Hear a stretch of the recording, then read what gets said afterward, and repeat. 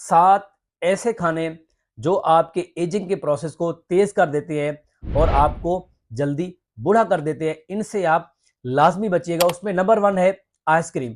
Ice cream में बहुत ज़्यादा शुगर होती है, इसके अंदर फ्रुक्टोज मौजूद होता है। जब आप ये खाना शुरू करते हैं तो ये आपके कोलेजन को ब्रेक डाउन करती है, आपकी स्किन के ऊपर रिंकल आना शुरू हो जाते हैं और जो आपका एजिंग का प्रोसेस है वो बढ़ जाता है, तो आप वक्त से पहले बूढ़े हो जाते हैं।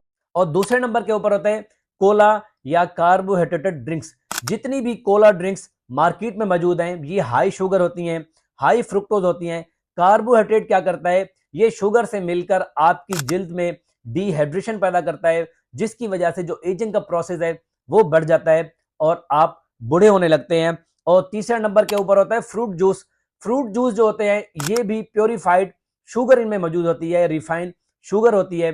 तो कोशिश ये करें कि आप जो फ्रूट है वो इस्तेमाल करें, जो केन जूस है उनसे अवॉइड करें, क्योंकि इनके अंदर भी प्रिजर्वेटिव भी मौजूद होते हैं जो आपके एजिंग प्रोसेस को मजीद इनहेंस करते हैं और बढ़ा देते हैं। और चौथे नंबर के ऊपर होता है मार्जरीन। मार्जरीन के अंदर क्या होता है कि ट्रांस फैट मौजूद होता है, जो कि आपको यूवी लाइट डैमेज के लिए बहुत ज्यादा रिस्की बना देता है और आपके अंदर जो एजिंग प्रोसेस है, जो स्किन का प्रोसेस है एजिंग का, वो बढ़ जाता है और आप जल्दी बूढ़े हो जाते हैं। और पांचवें नंबर के ऊपर होता है artificial sweetener. They all damage your skin. ये समझ लें कि ये भी एजिंग के प्रोसेस को बढ़ाते हैं और आपकी जो स्किन है उसको खराब करते हैं और आप वक्त से पहले बूढ़े नजर आना शुरू हो जाते हैं। और छठे नंबर के ऊपर होता है मफिन्स।